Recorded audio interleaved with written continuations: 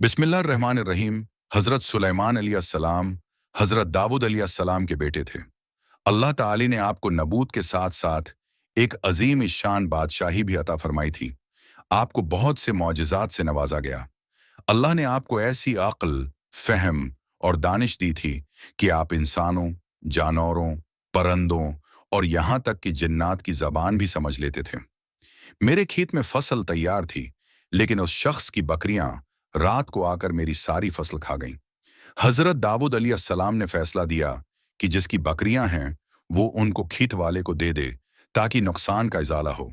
हजरत सुलेमान अलैहिस्सलाम भी वहां मौजूद थे। उन्होंने कहा, आबा जान, अगर इजाजत हो तो मैं भी एक बात अर्ज करूं। हजरत दाऊद ने फरमाया, जरूर बेटा।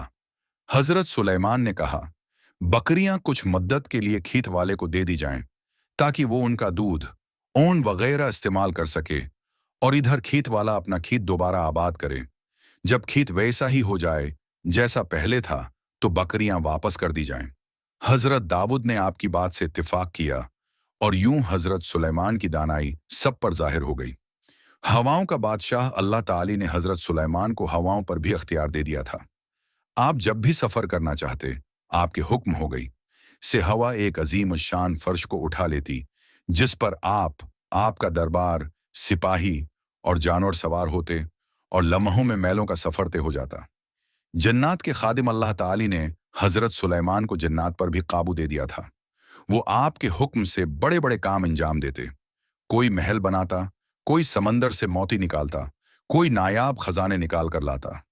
वो दिन रात आपकी खिदमत में लगे रहते। लेकिन अगर कोई नाफरमानी करता तो हजरत सुलेमान उसे जंजीरों में जकड़ देते।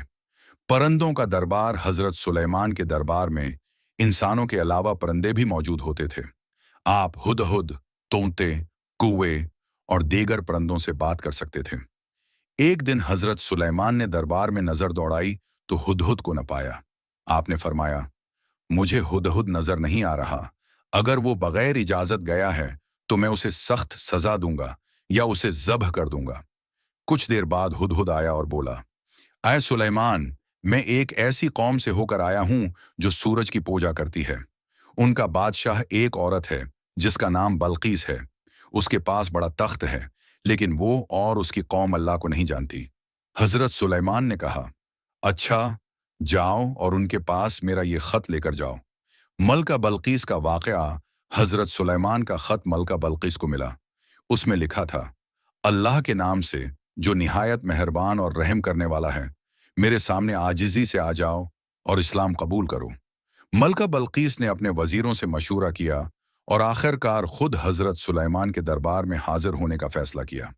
हजरत सुलेमान ने जिन्नों से कहा, कौन है जो उसका तख्त मेरे पास ला सकता है? एक जिन्न ने कहा, मैं उसे आपके दरबार से उठने से पहले ला सकता हूं। लेकिन एक बंदा जिसके पास अल्लाह का खास इल्म था, उसने कहा, मैं पलक झपकने से पहले ले आऊंगा। और देखते ही देखते मुल्का का तख्त हजरत सुलेमान के सामने मौजूद था। जब बल्कीस आई और अपना तख्त देखा तो हैरान रह गई। हजरत सुलेमान ने उसे समझाया, अल्लाह का तारुफ करवाया और बल्कीस ने इस्लाम कबूल कर लिया। यूं एक पूरी कौम अल्लाह के रास्ते पर आ गई। हजरत सुलेमान की आजिजी, हालांकि आपको बादशाहत, इल्म, ताकत और मौजज़ात दिए गए थे, लेकिन आप हमेशा आजिज और मुनकसर मिजाज रहे। आप दिन रात अल्लाह का शुक्र अदा करते, फरमाते, ऐ मेरे रब, मुझे तौफीक दे कि मैं तेरे इन्हामात का शुक्र अदा कर सकूं। सुलेमान की वफात भी एक अजीब वाकया है। आप एक दिन अपनी छुड़ी के सहारे खड़े नमाज पढ़ रहे थे। इसी हालत में आपकी रूह कब्ज हो गई, लेकिन जन्नात ये समझे कि आप अभी हैं, जिंदा हैं और देख रहे हैं। वो बदस्तूर काम करते रहे, यहां तक कि एक दीमक ने आपकी छुड़ी को खा डाला और हजरत सुलेमान का जिस्म जमीन पर गिर पड़ा। तब जन्नात को पता चला कि हजरत सुलेमान का इंतकाल हो चुका है। कुरान फरमाता है, अगर जन्नात गैब जानते होते तो वो जलत की मशक्कत में न पड़े रहते। कहानी का सबक, इल्म और हिकमत अल्लाह की बड़ी नामत है। ताकत व अख्तियार के साथ आजिजी जरूरी है। अल्लाह ताली की नामतों का शुक्र अदा करना चाहिए। नेकी, इंसाफ और हक की तरफ बुलाने में कभी हचकचाना नहीं चाहिए। हर चीज का इल्म सिर्फ अल्लाह के पास है।